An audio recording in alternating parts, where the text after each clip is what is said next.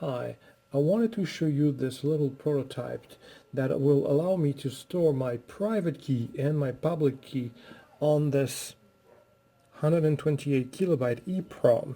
And the consequence of this is that my private key will never ever be stored on the Windows file system at all. I'm going to make a little demo. It's part of our Newsbio sample. It's called SPI Private Key Manager. So if I start the application, it asks me for a password because first and foremost the information stored on this EEPROM would be encrypted. Now it's told me that he can access the Newsbio disk with this password. It's normal. I want to reinitialize the chip, so I'm going to say, do you want to retry another password? I'm going to say no. Now it asks me, do you want to initialize the new Newsbio EEPROM disk? And I'm going to say yes. Regenerate the private key and public key. I'm saying yes. And here it is. I have now system where my private key and public key are stored on the EEPROM here. I'm just going to quit to show it to you and then restart the application. Now I can enter my password and reading the file system that is located on the chip, and then get access to my private key and public key. And you can see here on the screen I created a very basic file system that tell me that there's two files. One is called private key that has 3.358 bytes.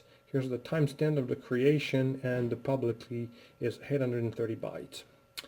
Now I can start using the private key and the public key, and at the same time as I repeat the key things, is the private key never made its way on the file system of the Windows computer.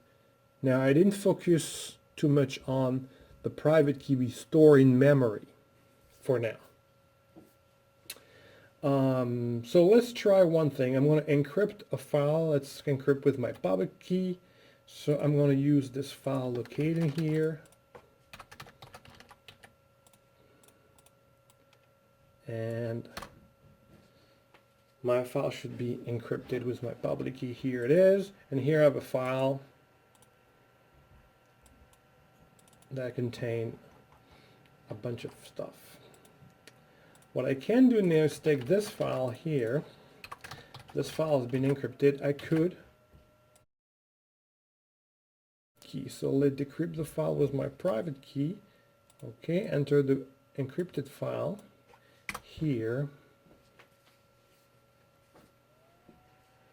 And it's done. And here you can see another copy of my file that has been decrypted. Now I just decrypted a file that came to me encrypted with my public key, but the private key has never been anywhere in the file system of Windows. That's one of the key ideas for now. Obviously I can decide to export my public key, and eventually, being careful about this, you could potentially export your private key and make a backup somewhere. And that's it.